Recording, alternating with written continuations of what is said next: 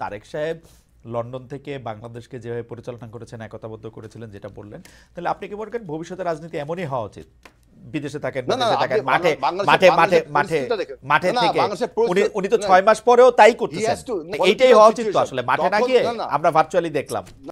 হেলাল ভাই, একই প্রশ্ন, এই উপদেষ্টাদের মধ্যে কতজনকে আপনি পছন্দ করেন বা কতজনকে বিএনপি পছন্দ করেন? আপনাদের কথা বিএনপি শুনেছিল কিনা উপদেষ্টা পরিষদের না, কেউ এখানে কেউ? এখানে ব্যক্তিগতভাবে পছন্দ অপছন্দের কিছু নেই। পারফর্ম ভালো করলে, যেহেতু এটা নিরপেক্ষ সরকার, নিরপেক্ষভাবে পারফর্ম করলে তাকে সবাই পছন্দ করতে হবে। আমি যে বক্তব্যটা দিতে চাচ্ছি, দেখেন, লন্ডনে বসে আমাদের নেতা যেভাবে বাংলাদেশের মানুষকে গত 17 বছর অনুপ্রাণিত করেছে, অনুরণিত করেছে, মানুষ আন্দোলন করেছে, হাজার হাজার শত শত মাইল দূরে সাইকেলে চড়ে, কলার ভেলায় চড়ে, যেভাবে মানুষ উজ্জীবিত হয়ে আন্দোলনে অংশগ্রহণ করেছে, 24/7 তিনি জনগণের সাথে সম্পৃক্ত রেখে বাংলাদেশে যে আন্দোলনটা সংগঠিত করেছে, যেভাবে আপনি বলতে পারেন ইরানের ইসলামী বিপ্লব খোমেনি আপনার সুইডেনে বসে, সার্বিয়ায় বসে করেছে, ফ্রান্সে বসে করেছে, একই সাথে লেনিন সার্বিয়ায় বসে আপনার কমিউনিস্ট বিপ্লব করলো।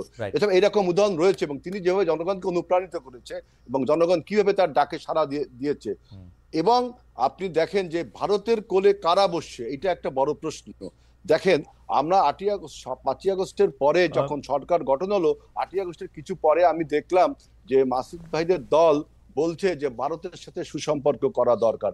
যখন ভারত বিরোধী মনোভাব তুঙ্গে, ভারত যখন আমার বিরুদ্ধে অপপ্রচার করছে, বলছে বাংলাদেশিদের মেরে পা উপর দিক দিয়ে মাথা নিচের দিক দিয়ে ঝুলিয়ে রাখবে, তখন বাংলাদেশের কোন রাজনৈতিক দল, এমনকি উপদেষ্টা পরিষদ একটা কূটনীতিক বার্তা ছাড়া আর কোনো কিছু করলো না, কোনো রাজনৈতিক দল মাঠে নামলো না। একমাত্র দল বিএনপি।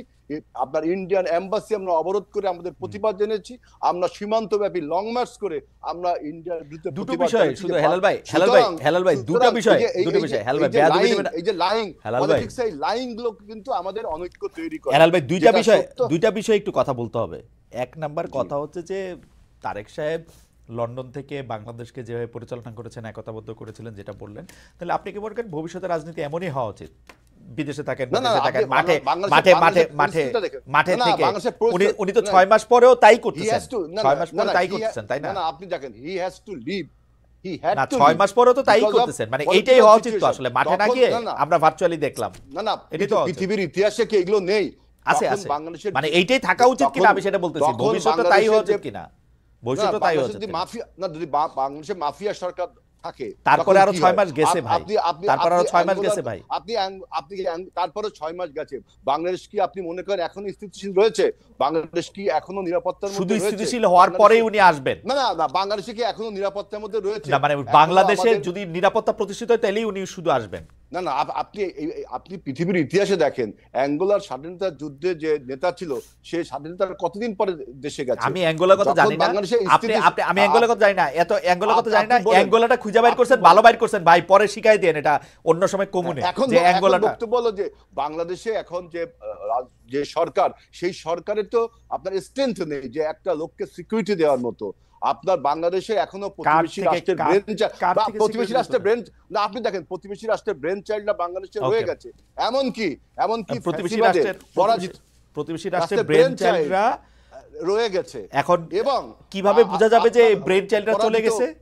ব্রেন চাইল্ডরা চলে গেছে কিভাবে বোঝা যাবে? আপনি দেখেন, বাংলাদেশে যদি একটা আপনার এখনো পরাজিত শক্তি, মাফিয়া শক্তির যারা প্রশাসনের ছিল, পুলিশে ছিল, তারা এখনো বীর দর্পে বিভিন্ন আপনার প্রশাসনে রয়ে গেছে। এমন একটা অবস্থার সৃষ্টি হয়েছে বাংলাদেশের আইন শৃঙ্খলার পরিস্থিতির যে অবনতি হয়েছে এই সরকার।